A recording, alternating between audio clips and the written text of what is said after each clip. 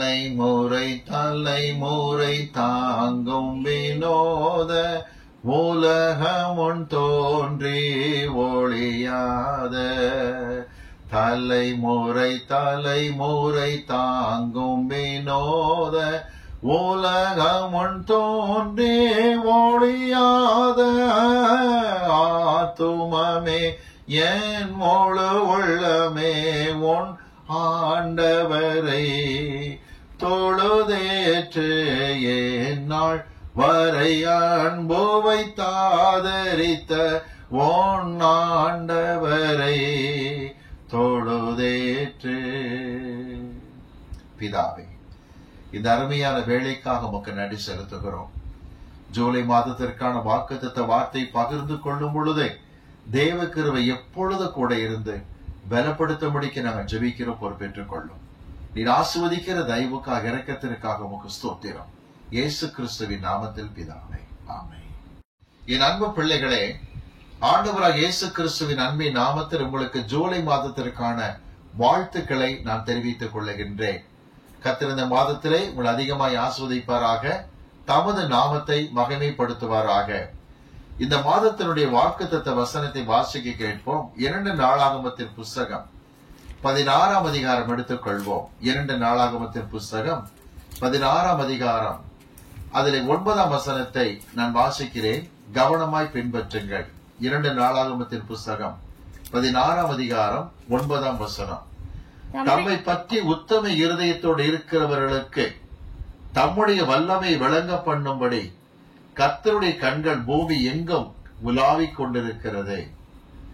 உங்களுக்கு தம்முடைய வல்லமை விளங்க பண்ணும்படிக்கு கர்த்தர் கண்கள் எங்கும் உலாவிக் கொண்டிருக்கிறது என்பதை நீங்கள் மறக்கவே கூடாது. இந்த மாதத்தில் மட்டுமல்ல, நம்முடைய ஜீவனுள்ள நாட்கள் எல்லாம் நமக்கு வல்லமையை காட்ட அவர் கண்கள் எங்கும் உலாவிக் கொண்டிருக்கிறது. எனவே உங்களுக்கு விரோதமாக பேசப்படுகிற பேச்சுக்களை குறித்தோ, உங்களுக்கு விரோதமாக செய்யப்படுகிற திட்டங்களை குறித்தோ கலங்க வேண்டிய அவசியமே இல்லை. வேதத்தில் நாம் பார்க்கும் பொழுது லூக்கா சுவிசேஷத்துல 6ஆம் அதிகாரம் சொல்லுகிறது, அவர்கள் அவரை எப்படி கொலை செய்யலாம் என்று சத்துருக்கள் ஆலோசனை பண்ணி கொண்டிருந்தார்களாம். அவரோ மலையின் மேல் ஏறி ராமுழுவதும் ஜெபம் பண்ணி கொண்டிருந்தார். உண்மையிலேயே தம்முடைய பிள்ளைகளுக்கு வல்லமையை காட்ட அவர் கண்கள் எங்கும் பார்த்து கொண்டிருக்கிறது என்பதை மறக்க வேண்டாம். ஒரு சம்பவத்தை நான் உங்களுக்கு முன்பதாக வைக்க விரும்புகின்றேன். 2 ராஜாக்கள் புஸ்தகத்தை நாம் எடுத்துக் கொள்வோம். 6ஆம் அதிகாரத்திற்கு நம்முடைய கவனத்தை நாம் திருப்பிக் கொள்வோம். 2 ராஜாக்கள் புஸ்தகம் 6ஆம் அதிகாரத்தை எடுத்துக் கொள்வோம். இங்க ஒரு நிகழ்ச்சியை நீங்கள் பார்க்கிறீர்கள். அதாவது சீரியா என்கிற தேசத்தை சேர்ந்த ராஜா பெனாதாத் என்பவன் அடிக்கடி இஸ்ரவேலிலே படையெடுத்து எங்கெங்க பதிவடை வைக்க வேண்டும் என்று திட்டமிட்டாலும் இஸ்ரவேல் ராஜாவாகிய யோராமுக்கு கர்த்தர் இதை வெளிப்படுத்தி அவன் தன்னை பாதுகாத்துக் கொள்ளுகிறதை ராஜா கவனித்தான். இப்ப சீரியாவின் ராஜா தன் நாட்கள்கிட்ட என்ன பேசுகிறார்? 2 ராஜாக்கள் 6ஆம் அதிகாரம் 8ஆம் வசனத்திலிருந்து பாருங்கள். அக்காலத்தில் சீரியாவின் ராஜா இஸ்ரவேலுக்கு விரோதமாய் யுத்தம் பண்ணி இன்ன ஸ்தலத்திலே பாளையம் இறங்குவேன் என்று தன் ஊழியக்காரரோட ஆலோசனை பண்ணினான். இந்த சீரிய மன்னன் ஆலோசனை பண்ணி கொண்டேதான் இருக்கின்றான். தொடர்ந்து வாசிப்போம். ஆகிலும் தேவனுடைய மனுஷன் இஸ்ரவேலின் ராஜாவின் இடத்தில் ஆள் அனுப்பி இன்ன இடத்திற்கு போகாத படிக்க எச்சரிக்கையாயிரு, சீரியர் அங்கு இறங்குவார்கள் என்று சொல்ல சொன்னான். இந்த யோராம் ராஜாவிடத்திலே இஸ்ரவேல் ராஜாவிடத்திலே எலிசா ஆள் அனுப்புகிறார். ஆள் அனுப்பி ஜாக்கிரதையாக இருங்க, இந்த இடத்துல பதிவடை வைப்பார்கள், இங்கு வருவார்கள் என்று சொல்லும் பொழுது இஸ்ரவேல் ராஜா பாதுகாப்பாக இருக்கின்றார். இப்ப பாருங்க, வசனம் 10 வாசிக்க கேட்போமா? அப்பொழுது இஸ்ரவேலின் ராஜா தேவனுடைய மனுஷன் தன்னை எச்சரித்து தனக்கு குறித்து சொன்ன ஸ்தலத்திற்கு மனுஷரை அனுப்பி பார்த்து எச்சரிக்கையாயிருந்து இப்படி அநேக தரம் தன்னை காத்து கொண்டான். பல முறை தன்னை காத்து கொண்ட இஸ்ரவேல் ராஜாவை குறித்து பார்க்கின்றோம். வாசிப்போம் 11ஆம் வசனத்தை. இந்த காரியத்து நிமித்தம் சீரியா ராஜாவின் இதயம் குழம்பி அவன் தன் ஊழியக்காரரை அழைத்து, நம்முடையவர்களில் இஸ்ரவேலின் ராஜாவுக்கு உளவாளியாய் இருக்கிறவன் யார் என்று நீங்கள் எனக்கு அறிவிக்க மாட்டீர்களா என்று கேட்டார். இந்த வார்த்தையை தான் மையப்படுத்த விரும்புகிறேன். நமக்குள்ளேயே உளவாளி எவனோ இருந்து இஸ்ரவேலுக்கு தெரியப்படுத்தி கொண்டிருக்கிறான், யார் என்று சொல்ல மாட்டீர்களா என்று அவன் கேட்கின்றான். 12ஆம் வசனம் பாருங்க. அப்பொழுது அவன் ஊழியக்காரரில் ஒருவன், அப்படி இல்லை, என் ஆண்டவனாகிய ராஜாவே, நீர் உம்முடைய பள்ளி அறையிலே பேசுகிற வார்த்தைகளையும் இஸ்ரவேலில் இருக்கிற தீர்க்கதரிசியாகிய எலிசா இஸ்ரவேலின் ராஜாவுக்கு அறிவிப்பான் என்றான். தேவன் இஸ்ரவேலுக்கு அன்றைக்கு கொடுத்த அதே கிருபையை இன்றைக்கும் கொடுத்திருக்கிறார். தீர்க்கதரிசியாகிய எலிசா, அவரை குறித்து சொல்லப்பட்ட சாட்சி என்ன? சீரிய மன்னனே, பெனாதாத் மன்னனே, பள்ளி அறையிலே பேசக்கூடிய காரியத்தை கூட தீர்க்கதரிசிக்கு தெரிந்துவிடும், அதை அறிவிப்பார் என்று சொல்லும் பொழுது இப்படி ஒரு தீர்க்கதரிசியா என்று ஆச்சரியப்பட்டான். இன்றைக்கும் உலக நாடுகள் இஸ்ரவேலை குறித்து ஆச்சரியப்பட்டு கொண்டுதான் இருக்கின்றன. எதிரி நாடுகள் வலிமை என்ன, எதிரி நாடுகள் ராணுவ மையம் எங்கெங்கே இருக்கிறது, என்னென்ன செய்கிறார் என்று உளவு பார்க்கிற விஷயத்திலே அன்றைக்கு எலிசாவுக்கு கொடுத்திருந்த அதே கிருபை ஆண்டவர் தம்முடைய ஜனத்துக்கு இன்றைக்கு கொடுத்திருப்பது சந்தோஷமான காரியம், ஆச்சரியமான காரியம்தான். எத்தனையோ வல்லரசுகள், அமெரிக்கா உட்பட சொல்லுகிறேன், சீனா உட்பட சொல்லுகிறேன், வியந்து பார்க்கிற அளவுக்கு ஆண்டவர் இன்றைக்கு இஸ்ரவேல் நாட்டை ஆஸ்வதித்திருப்பது உண்மை. ஒரு சில வசனத்தை எடுத்துக்காட்ட விரும்புகின்றேன். ஆமோஸ் தீர்க்கதரிசியின் புஸ்தகம் எடுத்துக் கொள்ளுங்கள். 3ஆம் அதிகாரத்துக்கு நாம் வருவோம். ஆமோஸ் தீர்க்கதரிசியின் புஸ்தகம் 3ஆம் அதிகாரம் 7ஆம் வசனத்தை நாம் வாசிக்க கேட்போம். வசனம் 7. கர்த்தராகிய ஆண்டவர் தீர்க்கதரிசிகளாகிய தம்முடைய ஊழியக்காரருக்கு தமது ரகசியத்தை வெளிப்படுத்தாமல் ஒரு காரியத்தையும் செய்யார். தீர்க்கதரிசிகளுக்கு ஆண்டவர் நிச்சயமாக வெளிப்பாடு கொடுப்பார் என்று அவர்கள் சொல்லித்தான் செய்வார் என்று ஆமோஸ் தீர்க்கதரிசி சொல்லுகிற வார்த்தையை நாம் கேட்டோம். இன்னொரு ஆச்சரியமான காரியம் என்ன தெரியுமா? சாலமன் பெரிய ஒரு ராஜாவாக இருந்தாலும், ஞானமுள்ள ராஜாவாக இருந்தாலும், அவரை பார்த்து நீங்கள் கேள்வி கேட்பீர்களானால் என்ன சொல்லுவார் தெரியுமா? இஸ்ரவேலை நிர்வகிக்க, இஸ்ரவேலை நடத்த 3 முக்கியமான அலுவல்களை கர்த்தர் நியமித்திருந்தார். ஒன்று, ஆசாரி ஊழியம் செய்யக்கூடிய ஆசாரியர்கள். அவர்கள் மனிதனுடைய பிரதிநிதிகளாக தேவ சமூகத்தில் வந்து பலி செலுத்தி ஜெபிக்கிற காரியங்களை செய்து கொண்டிருந்தார்கள். மற்றொன்று, தீர்க்கதரிசிகள். அவர்கள் தேவனுடைய பிரதிநிதிகளாக ஜனங்கள்கிட்ட வந்து கர்த்தர் சொல்லுகிற செய்தியை அறிவித்தார்கள், எச்சரித்தார்கள். 3வது, ராஜாக்கள். சமுதாயத்தின் காவலர்களாக இருந்து யுத்தம் செய்து ஜனங்களை காப்பாற்றுகிற காரியத்தை செய்தார்கள். சாலமோன் நல்ல ஒரு ஞானிதான், நல்ல ஒரு ராஜாதான். சுற்றி இருக்கிற ராஜாக்கள் எல்லாம் வந்து காணிக்கை கொடுக்கக்கூடிய அளவுக்கு நல்ல ஒரு பலவானாய் காணப்பட்டார். அவர் சொல்லுகிற வார்த்தை என்ன தெரியுமா? நீதிமொழி புஸ்தகம் எடுத்துக்கொள்வோம். 29ஆம் அதிகாரத்தை எடுத்துக்கொள்வோம். நீதிமொழிகள் 29ஆம் அதிகாரம் 29ஆம் அதிகாரம் 18ஆம் வசனத்தை வாசிக்க கேட்கும். வசனம் 18. தீர்க்க தரிசனம் இல்லாத இடத்தில் ஜனங்கள் சீர்கெட்டு போவார்கள். சாலமோன் சொல்லுகிறார், தீர்க்க தரிசி தான் முதல் ஸ்தானத்துக்கு வருகின்றான். ராஜாவில் அப்புறம்தான் தீர்க்க தரிசி முதல் ஸ்தானத்துக்கு வருகிறான். தீர்க்க தரிசி இல்லைன்னா ஜனங்கள் சீர்கெட்டு போவார்கள். அடுத்த வார்த்தை வாசிங்க. வேதத்தை காக்கிறவனோ பாக்கியவான். ஆசாரியின் உதடுகள் அறிவை காக்க வேண்டும், அவன் வாயில வேதத்தை தேடுவார்களே என்று மல்கியா 2ஆம் அதிகாரத்தில் வாசிக்கின்றோம். மறந்துவிட வேண்டாம் பிரியமானவர்களே, வேதத்தை காப்பவன் ஆசாரியன். தீர்க்க தரிசன ஊழியம் தான் ஃபர்ஸ்ட், அப்புறம் வேதத்தை காக்கக்கூடிய ஆசாரியன் செகண்ட். 3வது தான் சாலமோன் தன்னை நிறுத்துகிறார். ராஜா 3ஆம் ஸ்தானத்துக்கு வருகின்றார். இது இவர் தானாக சொல்லி வைக்கவில்லை. கவனிக்கிறீர்களா? தீர்க்க தரிசனமாய் சொன்னார். இயேசு உலகத்திற்கு அனுப்பப்பட்டார், பலத்த அற்புதங்களை செய்தார். ஜனங்கள் என்ன சொன்னாங்க தெரியுமா? மகா தீர்க்கதரிசி நமக்குள்ளே தோன்றி இருக்கிறார் என்று ஆச்சரியப்பட்டார்கள்.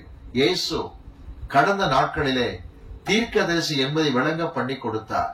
இன்றைக்கு நமக்காக பரிந்து பேசுகிற ஆசாரி ஊழியத்தை செய்து கொண்டிருக்கிறார். இது 2வது காரியமாக இருக்கிறது. நாளைக்கு ராஜாதி ராஜாவாய் வரப்போகிறார். அவர் தீர்க்கதரிசி, அவர் ஆசாரியராக இருக்கிறார், ராஜாதி ராஜாவாக வரப்போகிறார். இங்கு சாலமோன் நிலைநிறுத்துகிற ஒரு உண்மை என்னவென்றால், தீர்க்கதரிசி மிக மிக முக்கியமானவர் என்று காட்டுகின்றார். எனவே தான் தாவீது நாட்களில் வாழ்ந்த யாசர் ஜபக்குழுவினர் என்ன பாடினார்கள் தெரியுமா? 105ஆம் சங்கீதம் எடுத்துக் கொள்ளுங்கள். 105ஆம் சங்கீதம் 15ஆம் வசனத்தை வாசிக்க நாம் கேட்போம். வசனம் 15. நான் அபிஷேகம் பண்ணினவர்களை நீங்கள் தொடாமலும், நான் அபிஷேகம் பண்ணினவர்களை நீங்கள் தொடாமலும், என்னுடைய தீர்க்கதரிசிகளுக்கு தீங்கு செய்யாமலும் என் தீர்க்கதரிசிகள் தீங்கு செய்யாமலும் இருக்க வேண்டும் என்று கர்த்தர் சொல்லி இருக்கிறார். இன்னைக்கு நான் சொல்ல வந்த காரியம் என்ன தெரியுமா? எலிசாவுக்கு ஆண்டவர் எல்லா விஷயத்தையும் பேசினார். எலிசா பலம் வாய்ந்த ஒரு உளவுத்துறையாகத்தான் அந்த காலத்திலே செயல்பட்டார். ஆண்டுகள் கடந்தன. ஒபதியா என்கிற பக்தரை பார்த்து கர்த்தர், ஒபதியா தீர்க்கதரிசியை பார்த்து கர்த்தர் சொன்னார், என்ன தெரியுமா? இதோ நம்முடைய தேசத்துக்கு விரோதமாக, இஸ்ரவேலுக்கு விரோதமாக ஏதோமியர் படையெடுக்க திட்டமிடுகிறார்கள். ஆனால் ஒபதியா கவனி, இதே ஏதோமியரை எப்படி கவிழ்ப்பது என்று சுற்றி இருக்க சத்துருக்கள் பேசிக் கொள்ளுகிறார்கள் என்று கர்த்தர் ஒபதியாவுக்கு சொன்னார். ஒபதியா சொன்ன வார்த்தைக்கு வரலாமா? ஒபதியா தீர்க்கதரிசியின் புஸ்தகம் 1 வசனத்தை வாசிக்க கேட்போம். வசனம் 1ஆம் வசனத்தை வாசிக்க கேட்போம். ஒபதியாவின் தரிசனம்.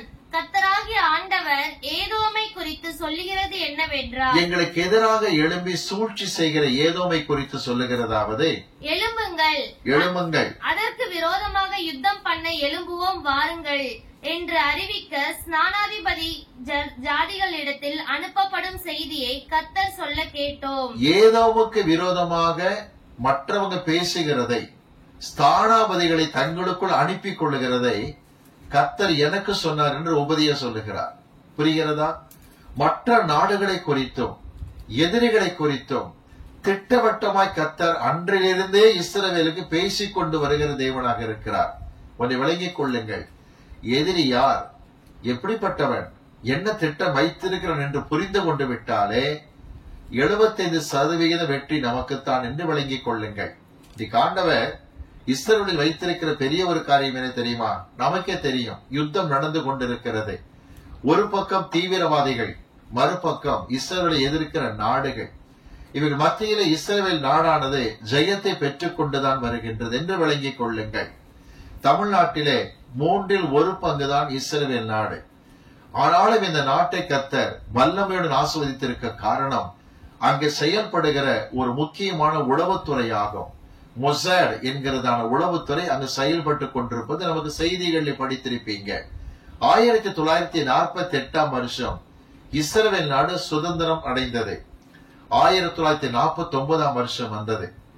அதுவரைக்கும் இஸ்ரவேல் நாட்டுக்குள் காணப்பட்ட அகானா என்கிற அமைப்பு பல செய்திகளை ராணுவத்துக்கு பரிமாறிக் கொண்டிருந்தது. ஆனால் 1949ஆம் வருஷம் இஸ்ரவேலிய அதிபர்கள் எல்லாரும் ஒன்றாய் கூடி அமர்ந்து ஜெபித்தார்கள். அப்பொழுது ஒரு குறிப்பிட்ட அதிகாரி சொன்ன வார்த்தை என்ன தெரியுமா? நீதிமொழி புஸ்தகத்துக்கு வருவோம். 24ஆம் அதிகாரம் 6ஆம் வசனத்தை நாம் வாசிக்க கேட்போம். நீதிமொழி புஸ்தகம் 24ஆம் அதிகாரம் 6ஆம் வசனத்தை வாசிக்க கேட்போம். நல் யோசனை செய்து யுத்தம் பண்ணு, நல் யோசனை செய்து யுத்தம் பண்ணு, ஆலோசனைக்காரர் அநேகரால் ஜெயம் கிடைக்கும். ஆலோசனைக்காரர் அநேகர் இருந்தால் ஜெயம் கிடைக்கும். இந்த வசனத்தை வைத்துதான் மொசாட் என்கிற பிரிவை ஆரம்பித்தார்கள். யோசனை செய்வதற்கும் ஆலோசனை பெறுவதற்கும் இந்த அமைப்பு செயல்பட்டு கொண்டுதான் இருக்கின்றது. ஒரு விஷயம் அறிந்து கொள்ளுங்கள். இந்த அமைப்பை உருவாக்குவதற்கு சாலமோன் ஞானி கொடுத்த நீதிமொழி 24ஆம் அதிகாரம் 6ஆம் வசனம் தான் அடிப்படையாக இருந்தது என்பதை விளங்கிக் கொள்ளும்படி கேட்டுக்கொள்கிறேன். தீர்க்கதரிசிகளுக்கு ஆண்டவர் வெளிப்படுத்துகிறவர். தம்மை பற்றி உத்தம இருதயத்தோடு இருக்கிற மக்களுக்கு வல்லமையை காட்ட அவர் கண்கள் எல்லா நாடுகளிலும் உலாவிக் கொண்டிருப்பதை குறித்து நாம் படிக்கின்றோம். என கண்பான பிள்ளைகளே, மொசாட் என்கிற வார்த்தைக்கு அர்த்தம் என்ன தெரியுமா? உளவு நிர்வாகம் என்பது பொருளாகும். அதாவது உளவு காரியத்தை செய்து நிர்வாகத்தை சரியாய் கொண்டு போகக்கூடிய நோக்கம் இந்த அமைப்பிலே காணப்படுகிறது, இன்றும் காணப்பட்டு கொண்டிருக்கிறது என்று விளங்கிக் கொள்ளுங்கள். நான் சில சம்பவங்களை சொல்ல விரும்புகிறேன், ஞாபகப்படுத்திக் கொள்ளுங்கள். 2ஆம் உலக மகா யுத்தம் நடந்து கொண்டிருந்த நேரம் ஆள் இல்லாத விமானத்தை அனுப்புகிற டெக்னிக் இஸ்ரவேலுக்கு மட்டும்தான் இன்றைக்கும் தெரிந்திருக்கிறது. ஒரு குறிப்பிட்ட ஹைட்டுக்கு மேல விமானம் பறந்தாலோ, ஒரு குறிப்பிட்ட உயரத்துக்கு கீழே விமானம் பறந்தாலோ எதிரிகளுடைய கருவியிலே அந்த ராடார்ல தெரிந்துவிடும். ஆகவே தான் அதுக்கேற்ற விதமான விதத்தில் விமானத்தை அனுப்புகிற பக்குவத்திலே இஸ்ரேல் இன்றைக்கும் தேர்ச்சி பெற்றதாகத்தான் இருக்கிறது. இரண்டாம் உலக மகா யுத்தம் நடந்து கொண்டிருந்த சமயம் ரஷ்யாவினுடைய ராணுவ முகாம் ஆங்காங்கு இருக்கிற சமயத்தில் காலையிலே ராணுவ முகாமை சேர்ந்த வீரர்கள் எல்லாம் வெளியே புறப்பட்டு வந்த பொழுது அந்த காலத்து டைப்ல மூடி திறக்கக்கூடிய பேனாவை அவர்கள் ஆங்காங்கு நிறைய இருப்பதை கண்டார்கள். பேனா பார்க்க அழகாக இருக்கிறது என்று பேனாவை கையில் எடுத்தார்கள். அந்த மூடியை திறந்து அதை எடுக்கும் போது உள்ளே இருந்து சின்ன சின்ன குண்டுகள் வெடிக்க ஆரம்பித்தன. ராணுவ முகாமில் அநேகர் மரித்து போனார்கள். எப்ப வந்தாங்க இஸ்ரேல் விமானம், எப்ப அந்த பேனாவை போட்டாங்கன்னு இன்று வரை கண்டுபிடிக்க முடியவில்லை. கர்த்தர் அந்த அளவுக்கு அந்த எதிரிகள் முகாமை குறித்து நல்ல ஒரு அறிவை கர்த்தர் கொடுத்திருந்தார். உலக நாடுகள் இரண்டாம் உலக மகா யுத்தத்திலேயே இஸ்ரவேலை குறித்து வியந்து போன அநேக சம்பவங்கள் உண்டு. 1958 வருஷத்தில் நடந்த ஒரு நிகழ்ச்சிக்கு நான் வருகிறேன். எகிப்து தேசத்தினுடைய நாசர் என்கிறதான அதிபர் எகிப்திலே காணப்பட்டார். அவர் சொன்னார், 48 இஸ்ரேல் சுதந்திரம் பெற்று விட்டது, 10 வருஷம் கடந்து விட்டதாம், 10 பரிபூரணமாம், அதை குறித்து கொண்டாடி மகிழ்ந்து விட்டார்கள். இப்ப நான் சொல்கிறேன், ஒரு வார காலத்திற்குள் இஸ்ரவேல் மக்கள் பலஸ்தீன தேசத்தை விட்டு வெளியேறாவிட்டால் எகிப்திய ராணுவம் இஸ்ரவேலை வீழ்த்தும் என்று சொல்லி அறிவிப்பு கொடுத்து விட்டார். உலக நாடுகளை பதறிக் கொண்டிருக்கின்றன. ஒரே ஒரு வாரத்தில் வெளியேற வேண்டும் என்று அறிவிப்பை கொடுத்து விட்டார். இப்பொழுது இஸ்ரவேல் ராணுவம் தயாராக இருந்தது. இவர் சொன்னதே ஒரு வாரத்தில் வெளியேற வேண்டும் என்று சொல்லி. நடந்தது என்ன தெரியுமா? இந்த எகிப்தின் ராணுவ மையம் எங்கே இருக்கிறது என்று வரைபடத்தை இஸ்ரேல் கையில் வைத்திருந்தது. ஒரே வாரம் என டைம் கொடுத்தார்கள். ஆனால் அடுத்த நாளே இஸ்ரேல் ராணுவ விமானங்கள் புறப்பட்டு சீறி பாய்ந்து எகிப்திய ராணுவ தளங்கள் குண்டு பொழிந்து ராணுவ தளத்தை அழித்து முடித்து விட்டது. எகிப்திய அதிபர் நாசர் வெட்கி தலை குனிந்தார். தன்னை பெரிய சர்வாதிகாரியால் பேசிக் கொண்டிருந்த அந்த நாசர் தலை குனிந்தார். அநேக நாட்களுக்கு பிறகு புற்றுநோயால் பாதிக்கப்பட்டு மரணம் அடைந்தார். அடுத்த ஒரு 20 ஆண்டுகள் கழிந்தன. உகாண்டாவிலே அதிபராக இருந்தவன் இடி அமீன் என்பவனாவான். அவன் ஒரு மனித கரியை சாப்பிடக்கூடிய கேனிபால் என்பதை விளங்கிக் கொள்ளுங்க. நர மாமிசம் சாப்பிடக்கூடியவன் அவன். இந்த இடி அமீன் அந்த உகாண்டா ஏர்போர்ட்ல இருந்து ஒரு விமானத்தை அவன் சுற்றி வளைத்து அந்த விமானத்தில் இருந்த 60 யூதர்களை சிறைச்சாலைக்குள் அடைத்து வைத்து விட்டு ஒரு காரியம் சொன்னான். ஒரே வாரத்தில் இந்த குறிப்பிட்ட இஸ்ரவேல் ஜனங்கள் பலஸ்தீன தேசத்தை விட்டு வெளியேற வேண்டும். ஒரே வாரம், இல்லாவிட்டால் இந்த யூதர்கள் 60 பேர் இரத்தத்தை ஜூஸாக பிழிந்து பார்சலாக அனுப்பி வைப்பேன் என்று தெளிவாக சொல்லி இருந்தான். யூத ரத்தம் சிந்துவதையும் அது வடிகட்டப்படுவதையும் உங்களுக்கு அறிவிக்கப்படும், போட்டோ எடுக்கப்படும் என்று அறிவித்து விட்டான். எல்லா நாடுகளும் ஸ்தம்பித்தன. ஐநா சபை கூடியது. ஐநா சபையிலே இஸ்ரேல் பிரதமரும் அமர்ந்திருக்கின்றார். பதஷ்டத்தோடு இருக்கிறார்கள். 7 நாட்கள் டைம் கொடுக்கப்பட்டிருக்கிறது. 4 நாட்கள் கடந்து விட்டன. 4 நாட்கள் கடந்து விட்டன. பிரதமரும் அமைதியாக இருக்கின்றார். இஸ்ரேல் பிரதமர் ஐநா சபையிலே. நடந்தது என்ன தெரியுமா? இந்த உகாண்டா ராணுவ மையம் எங்கே இருக்கிறது என்று இஸ்ரேல் கையில் வரைபடம் இருந்தது. கரெக்டா பாருங்க, 4 நாள் கழிந்ததும் இஸ்ரேல் ராணுவங்கள் சீறி பாய்ந்து உகாண்டா ராணுவ மையத்தை தரைமட்டமாக்க ஆரம்பித்தது. எல்லாரும் பதறி அடித்து ராணுவ மையத்துக்கு ஓடினார்கள். அடுத்து இன்னொரு விமானம் பறந்து உகாண்டாவிலே எங்கே சிறை வைத்திருக்கிறார்கள் யூதரை என்கிற இடத்தை தெரிந்த இஸ்ரவேல் அந்த இடத்தில் விமானத்தை இறக்கியது. அங்கிருந்த வீரர்கள் வெளியே வந்தார்கள். சிறைச்சாலை கதவுகளை உடைத்தார்கள். சுற்றியிருந்த காவலர்களை சுட்டு கொலை செய்தார்கள். சிறைச்சாலை உடைக்கப்பட்டது. அங்கிருக்கிற 60 யூதரை விமானத்தில் ஏற்றினார்கள். பத்திரமாய் நாட்டுக்கு கொண்டு வந்து விட்டார்கள். இப்பொழுது ஐநா சபையில் அமர்ந்திருந்த பிரதமர் உடனே எழுந்து சொன்னார், தேங்க் காட், யெகோவாவுக்கு நன்றி, நாங்கள் எங்கள் சகோதர சகோதரிகளை பத்திரமாய் மீட்டு விட்டோம் என்று சொன்னார். ஐநா சபை கூட்டமே ஸ்தம்பித்து நின்றது. இங்க ஒண்ணும் தெரியாத மாதிரி உட்கார்ந்து இருக்கார் பிரதமர். அங்க நடக்கிற வேலை நடந்தது. உலக நாடுகள் ஆச்சரியப்பட ஆரம்பித்தன. 1984 வருஷம் வந்தது. சதாம் ஹுசேன் ஒரு பயங்கர கோமாளி என்று நமக்கு தெரியும். திடீரென்று பார்த்தால் அவன் எங்கே இருக்கிறான் என்று யாருக்கும் தெரியவில்லை. அறிவிப்பு மட்டும் கொடுத்தார். நான் உலக நாடுகளிலே ஒன்றிலே ஒளிந்திருக்கின்றேன், முடிந்தால் கண்டுபிடிங்கள் என்று சொன்னார். அப்பொழுது இந்திய தேசத்திலும் கூட தேடினார்கள். பிபிசி பிரதமராக இருந்த சமயம் இந்திய நாட்டிலும் தேடினார்கள். எங்குமே சதாம் ஹுசேனை காணவில்லை.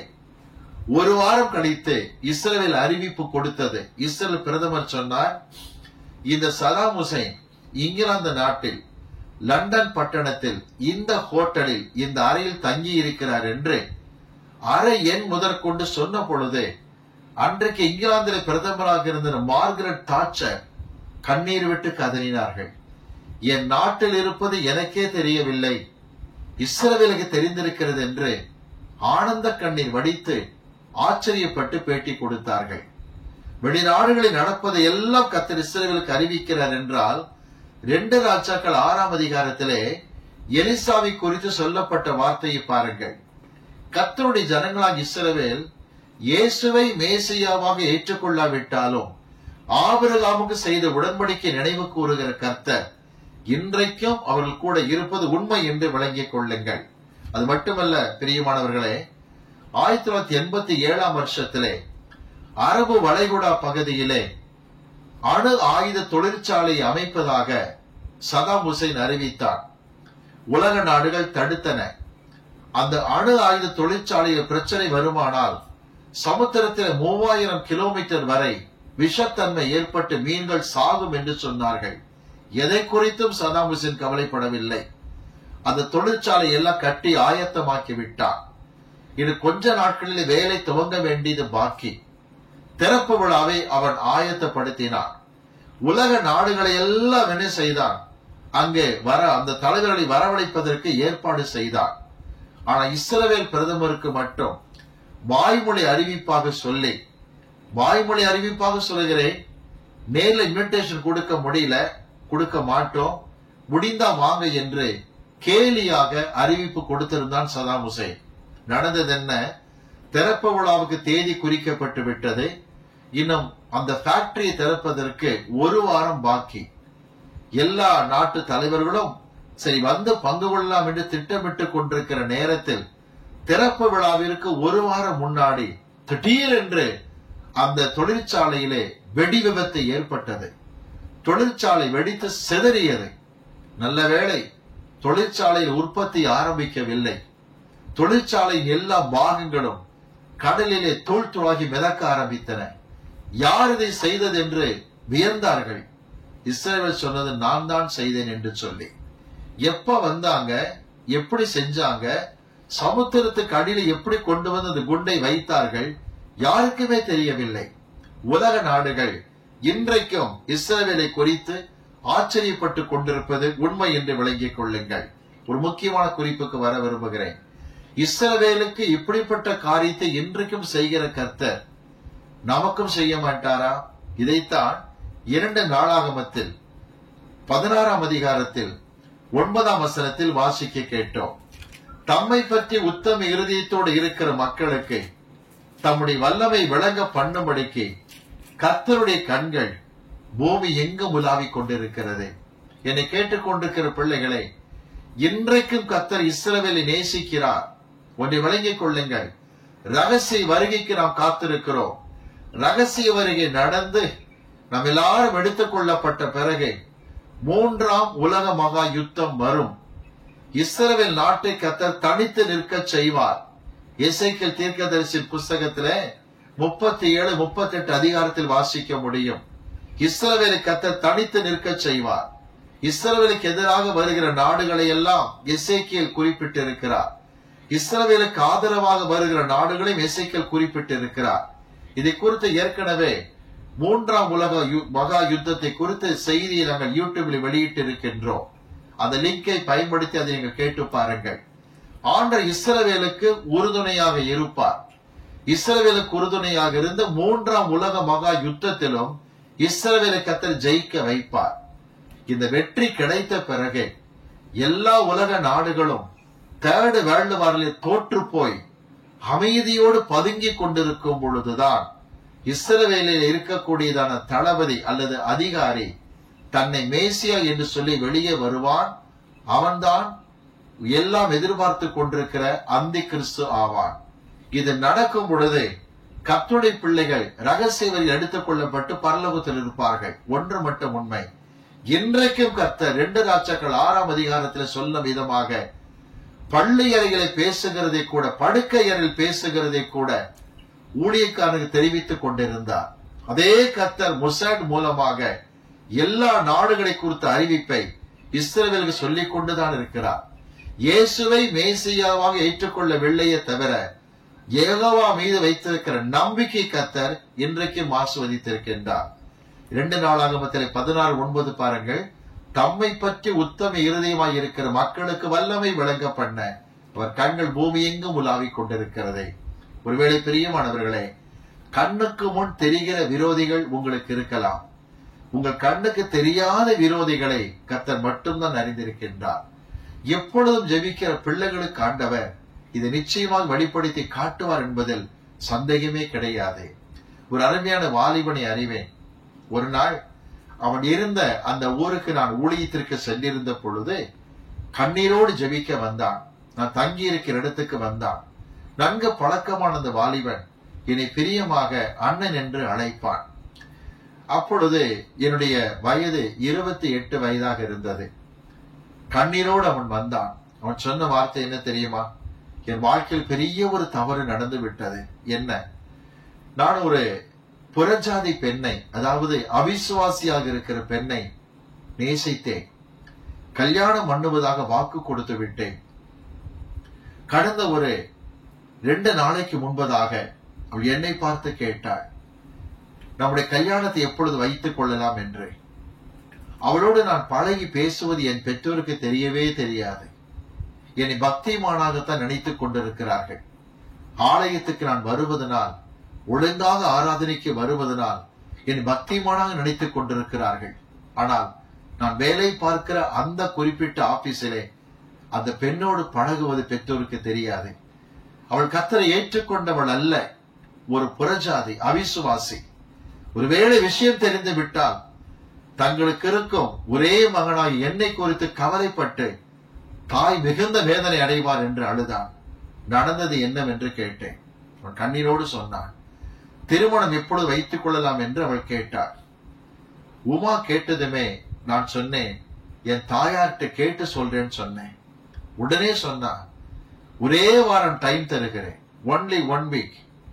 அதற்குள் நீ தேதி குறித்து சொல்லாவிட்டால் உன் வீட்டுக்கு வருவேன், உங்க அம்மாட்ட நடந்ததெல்லாம் சொல்லுவேன், திருமணத்தை நடத்தி வைக்க கேட்பேன். உங்க அம்மா அந்த நேரத்துல ஜாதி பாகுபாடு பார்த்தாலோ அல்லது வேற மாதிரி பேசினாலோ உன் மானம் கப்பலெறிவிடும் என்று சொல்லி கூவினாள். இப்பவே இப்படி கோபப்படுகிறாளே, நாளைக்கு என்ன நிலையோ என்று ஸ்தம்பித்திருக்கிறேன் என்று மிகவும் அழுதான். முழங்கால் படியிட சொன்னேன். அவளுக்கு சில வசனங்களை எடுத்து காட்டினேன். இருவரும் கண்ணீரோடு ஜெபித்தோம். ஜெபிக்கும் பொழுது ஒரு குழந்தை போல தேம்பி தேம்பி அழுதான். அவனை பார்த்து சொன்னேன், சங்கர், கவலைப்பட வேண்டிய அவசியம் இல்லை. கர்த்தர் நிச்சயமாக உனக்கு அற்புதத்தை செய்வார். கண்ணீரோடு ஜெபித்து விட்டாய், உன்னை கர்த்தர் நிச்சயமாக ஆஸ்வதிப்பார் என்று சொல்லி அவனுக்கு நான் ஆறுதல் சொன்னேன். சரியாக ஜெபித்து முடித்தோம். அந்த 1 வாரம் முடிகிற நேரம், இது சரியாக ஒரு 3 நாட்கள் தான் பாக்கி இருந்தது. பெரிய ஒரு அற்புதம் நிகழ்ந்தது. அந்த குறிப்பிட்ட இடத்திலிருந்து உமாவுடைய முறை மாப்பிள்ளையாக வரக்கூடிய மாமா மகன் காணாமல் போகி சில ஆண்டுகள் ஆகி இருந்தன. அவனை தேடி பார்த்து விட்டு கிடைக்கவில்லை என்று வழக்கை முடித்து விட்டார்கள். ஆனால் அவனோ மும்பைக்கு சென்றிருந்தான். சின்ன ஒரு வேலையை செய்தான். அங்கு பணத்தை சம்பாதித்து நல்ல ஒரு தொகையோடு கூட புறப்பட்டு அந்த ஊருக்கு வந்திருந்தான். அவனை பார்த்து சொன்னாங்க, நீ கல்யாணம் பண்ண வேண்டிய முறை பெண் உமா ஒரு கிறிஸ்தவனை கல்யாணம் பண்ணுவதாக திட்டமிட்டிருக்கிறான்னு சொன்னதும் நேரா உமா வீட்டுக்கு போனான். ஜாக்கிரதை, நீயே நானும் பழகி இருக்கிறோம், இதை வெளியே கொண்டு வருவேன், உண்மையை எனக்கு ஆதாரம் இருக்கிறது. யாரோ கிறிஸ்தவனை கல்யாணம் பண்ண போகிறாயமே என்று கூவினான். உமா அடங்கினாள். இந்த சங்கரனை பார்க்க வந்தான். அவன் ஞானஸ்நானம் எடுத்து கர்த்தருக்குள் வந்த பிராமண பின்னணியிலிருந்து கர்த்தருக்குள் வந்தவன். அவன் கண்ணீரோடு சொன்னான், அண்ணன், பெரிய ஒரு அற்புதத்தை கர்த்தர் செய்து விட்டார் என்று சொன்னான். நடந்ததை அப்படியே சொன்னான்.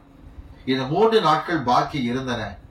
தேவனோ அற்புதமான காரியத்தை செய்தார் என்று அவன் சொல்லும் பொழுது சொன்னான், பயங்கரமான குழியிலும் உளையான சேற்றிலும் இருந்து என்னை கர்த்தர் தூக்கி எடுத்தார் என்று சொன்னான். நான் சொன்னேன், 2 நாளாகமும் 16:9 கர்த்தர் நிறைவேற்றி இருக்கிறார். தம்மை பற்றி உத்தம இருதயத்தோடு இருக்கிற சங்கருக்கு தன் வல்லமை விளங்க பண்ணும்படிக்கு அவர் கண்கள் மும்பையிலும் உலாவிக் கொண்டிருந்தது, பாம்பையிலும் உலாவிக் கொண்டிருந்தது அல்லவா என்று சொன்ன பொழுது ஓடி வந்து அணைத்துக் கொண்டு முத்தமிட்டான். என கண்மாணவர்களே, இன்னைக்கு கொண்டு சொல்லுகிறேன், ஆரம்பத்தில் தாவீதுக்கு தனக்கு எதிராக இருக்கிற மக்களை குறித்து தெரியவில்லை. அப்சலோம் எதிராக எழும்புவதை குறித்து கேள்விப்பட்டிருந்தார். ஆனால் அப்சலோம் துரத்தும் பொழுது காட்டுக்குள் ஓடிய தாவீது அந்த 3ஆம் சங்கீதத்தில் கதறி அழுகிறார், என்னை விரோதிக்கிற மக்கள் அநேகராய் இருக்கிறார்கள் என்று சொல்லி. இன்னைக்கு ஒரு காரியம் புரிந்து கொள்ளுங்கள், கண்ணுக்கு தெரிந்திருக்கிறதான எதிரிகள் கொஞ்சம் பேராய் தெரியலாம். ஆனா யார் யார் என்ன பேசுகிறார்கள் என்பதை கர்த்தர் மட்டும்தான் அறிவார். ஒன்று மட்டும் சொல்லுங்கள், நான் ஒரு பேதை ஆண்டவரே, யதார்த்தமாக இருக்கிறேன், எனக்கு ஒன்றுமே தெரிவதில்லை அப்பா, எல்லாரையும் நம்பி விடுகிறேன், வெளுத்ததெல்லாம் பால் என்று யோசிக்கிறேன், எனக்கு அந்த வீக்னஸ் இருக்கிறது அப்பா, எனக்கு இரக்கம் காட்டும், நல்ல ஞானத்தை தாரும் என்று கெஞ்சும் பொழுது 2 நாளாம் 16:9 கர்த்தர் நிறைவேற்றி கொடுப்பார். உங்களை குறித்து கர்த்தருடைய கண்கள் பூமி எங்கும் உலாவிக் கொண்டிருக்கும். உங்களை கர்த்தர் நிச்சயமாய் பாதுகாத்துக் கொள்வார். நீங்கள் எச்சரிக்கையாக இருப்பதை பார்த்து எதிரிகளே ஆச்சரியப்படுவார்கள். 2 ராஜாக்கள் 6ஆம் அதிகாரத்திலே சீரிய ராஜா ஆச்சரியப்பட்டது போல உங்கள் எதிரிகள் நிச்சயமாக ஆச்சரியப்படுவார்கள். தேவன் நிச்சயமாய் பாதுகாத்துக் கொள்வார். ஜெபிக்கலாமாறு சமூகத்தை நோக்கி கண்களை மூடி கர்த்தர் சமூகத்தை நோக்கி நாம் பார்ப்போம். எல்லாரும் ஜெபத்தில் இருப்போம். கர்த்தரின் நாமம் பலத்த துருகம், நீதிமான் அதற்குள் ஓடி சுகமாய் இருப்பான். நீதிமொழியில் 18:10 படி சொல்லுகிறது. 2 நாளாகமத்தில் 16:9 சொல்லுகிறது. தம்முடைய பிள்ளைகளுக்கு வல்லமையை காட்டும்படிக்கு அவர் கண்கள் பூமி எங்கும் உலாவிக் கொண்டிருக்கிறது. இப்பொழுது தாழ்த்துவோம். பரிசுத்தம் உள்ள பிதாவின் அருமையான வேலைக்காக நன்றி. என்னோடு கூட ஜெபத்தில் இணைந்திருக்கிற எல்லா பிள்ளைகளையும் இப்பொழுது இரத்த கோட்டைக்குள் மறைத்துக் கொள்ளும். யூடியூப் வாயிலாக தேவ சத்தத்தை கேட்கிற எல்லா பிள்ளைகளையும் பேராக ஆசுவதையும் நம்முடைய தெய்வீக நாமத்தை மகிமைப்படுத்தும். ஆண்டவரே, யதார்த்தமாக இருக்கிறேன், எனக்கு போதிய ஞானம் இல்லை அப்பா, அடிக்கடி நான் வெளுத்ததெல்லாம் பால் என்று நம்பி வாழ்க்கையில பிரச்சனை அனுபவிக்கிறேன், என் குறைகளை மன்னியும், எனக்கு மனக்கண்களை தெளிவாக்கும் என்று எத்தனை பேர் பாரத்தோடு ஜெபிக்கிறார்களோ கண்ணோக்கி பாரும். தேவனே, உம்முடைய ஊழியத்தை குறித்து, உம்முடைய எல்லா பணியை குறித்து பிதா எங்கும் கவனிக்கிறவராக இருந்தபடியினால் தைரியமாய் சொன்னீர், நான் இன்றைக்கும் நாளைக்கு ஊழியத்தை நிறைவேற்றி 3ஆம் நாளில் நிறைவடைவேன், அதற்கு முன் எருசலேமுக்கு புறம்பே அல்லது உள்ளே எந்த ஒரு தீர்க்கதரிசி மடிவதில்லை என்று அந்த நரிக்கு போய் சொல்லுங்க தைரியமாக சொன்னீரப்பா. இஸ்ரவேல் மக்களுக்கு இன்றைக்கு கொடுத்திருக்கிற ஞானத்திற்காக உமக்கு ஸ்தோத்திரம். யெகோவா தேவனை நம்புகிறபடியினால் அவர்கள் ஆஸ்வதித்திருப்பதற்காக, உடன்படிக்கை காக்கிற தேவனாக இருப்பதற்காக ஸ்தோத்திரம் அப்பா, ஸ்தோத்திரம் ஸ்தோத்திரம். இப்பொழுதும் பிதாவே, தங்களை குறித்து தாழ்த்தி ஒப்பு கொடுக்கிற பிள்ளைகளுக்காக வேண்டிக் கொள்ளுகிறோம். தயவாக மனதுருகும். அந்த சங்கர் என்கிற வாலிபனுக்கு எத்தனை அற்புதத்தை செய்தீர், பிரச்சனை விட்டு கர்த்தர் வெளியே கொண்டு வந்தீரப்பா. எத்தனை பேர் உள்ளத்துல வேதனைப்பட்டு, ஐயோ நம்பி நான் ஏமாந்து விட்டேன், துரோகம் எனக்கு இழைக்கப்பட்டிருக்கிறது, எனக்கு ஏற்பட்ட நஷ்டத்தை எப்படி ஈடுகட்ட முடியும் என்று எவைகளை குறித்து கவலை கொண்டிருந்தாலும் இப்பொழுது கர்த்தருடைய வல்லமை இறங்குவதாக. 2 நாளாகும் 16:9 நிறைவேற்றி தருவீராக ஆண்டவரே. கிருபையின் கரத்திற்குள் மறைத்துக் கொள்ளும். அவர்களோடு கர்த்தருடைய கிருபை இருக்கட்டும். தேவ பிள்ளைகளை ஆசீர்வதியும். இந்த மாதம் முழுவதுக்குமான சகல ஆசீர்வாதத்திற்கும் பிள்ளைகளை வாழ்த்தி நான் ஜெபிக்கிறேன். இயேசு கிறிஸ்துவின் நாமத்தில் பிதாவே, ஆமென்.